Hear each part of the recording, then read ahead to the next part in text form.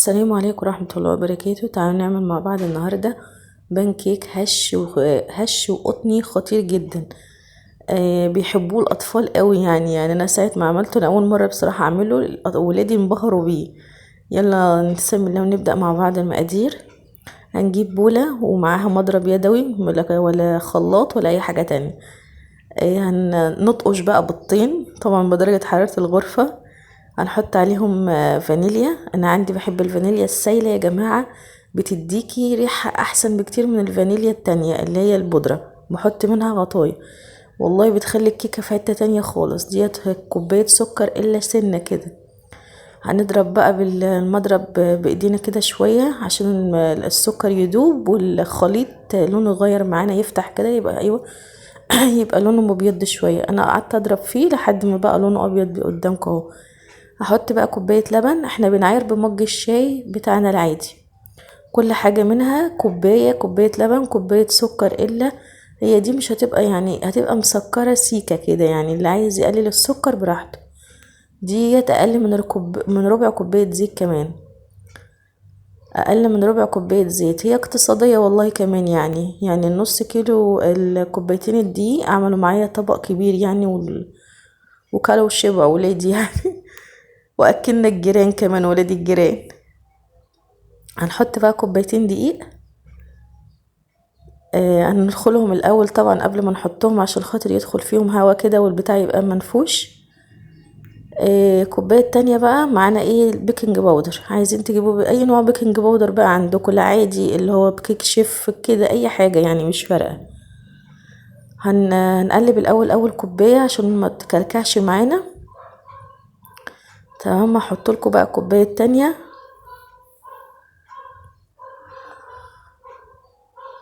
احط عليها معلقه كبيره من البيكنج باودر ده، معلقه كبيره مليانه كده هرميه. وهنحط عليها ذره ملح عشان السنه. احطها بس الاول في المنخل تتنخل. المنخل ده طلع جميل جدا بصراحه، اما بيبهدلش الدنيا كده وعلى طول وانتي واقفه بتعمليه. سنه الملح برضو. وهقلب.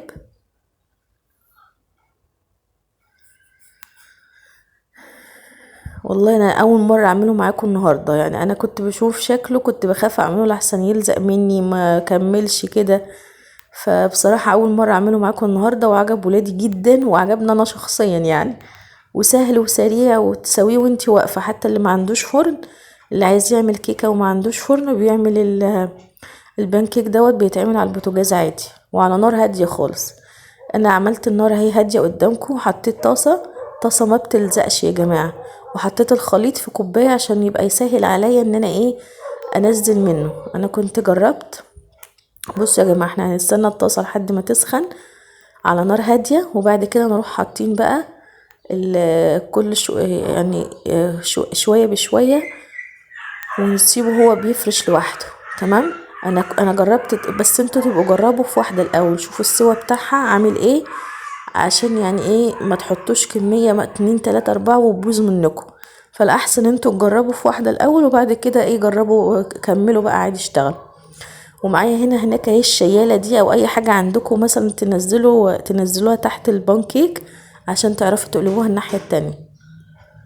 بس والطبق انا كنت هطلع في طبق فانا هقول لكم بس خليكم معايا في بقيه الفيديو عشان في تريكات عشان ما يبص منكم. بصوا هو بدأ يطلع فقاقيع. اما بدأ يطلع فقاقيع انا هوريها لكم. هقرب من الطاسه من الشاشه من الكاميرا عشان تشوفوها. اما يبدأ يطلع فقاقيع كده تعرفوا ان هو استوى من تحت فلازم يتقلب بقى. تمام.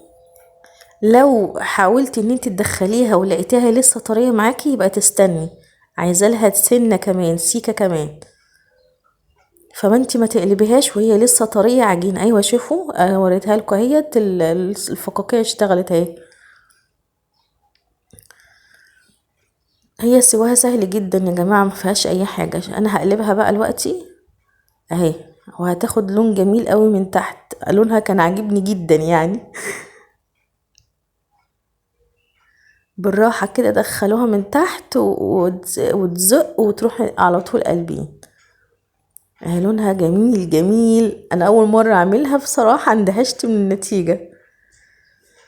هي ما بتاخدش ايه مثلا دقيقتين على البوتاجاز، والقلبة التانية دهيت برضو ما بتاخدش حاجة خالص. يعني القلبة الاولانية بتاخد فترة، لكن التانية ما بتاخدش اي حاجة، يا دوبك بس تصفر كده وتروحي شايلها على طول، ولا بتدهني حتى الطاسة زيت. بس الطاسة يا جماعة لازم تكون ما بتلزقش، لان لو لزقت هتبوظ معاك الوصفة كلها. الوصفة كلها معتمدة على ان ما عندك طاسة ما بتلزقش. هعمل معاكم مرة كمان عشان ما يعني تتأكدوا ان شاء الله يطلع معاكم كويس. انا قلت لكم حطيته في كوبايه في شفشق بتاع العصير عشان خاطر يبقى سهل عليا، بدل ما كل شويه اطلع من المغرفه وبهدل الدنيا، فخليها كده احسن.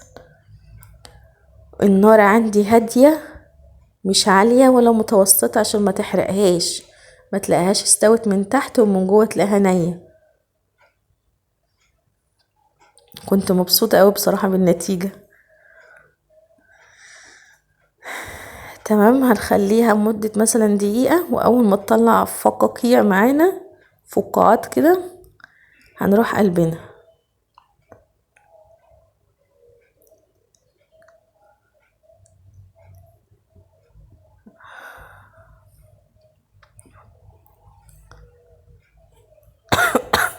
انا بعتذر عن صوتي يا جماعة، بس اليومين دول عندي شوية برد فمقصرين على صوتي شوية. هي خلاص كده عملت فقاعات، فانا هقلبها الناحية التانية.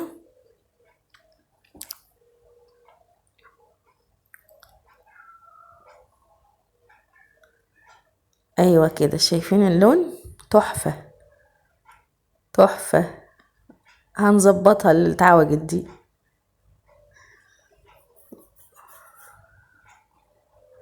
ممكن انتوا بقى تعملوا على شكل دبدوب، يعني بعد ما تعملوا الدايرة دهيت تروحوا عاملين ايه دايرتين صغيرين كده بيبقى على شكل دبدوب. بس انا ما جازفتش يعني عشان خاطر ما بوظهاش، خفت ابوظها عشان دي اول مرة ليا.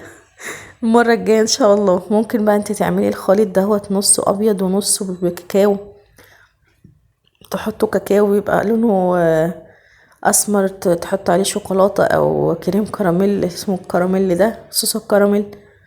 اي حاجة انتوا عايزينها افتكسوها بقى.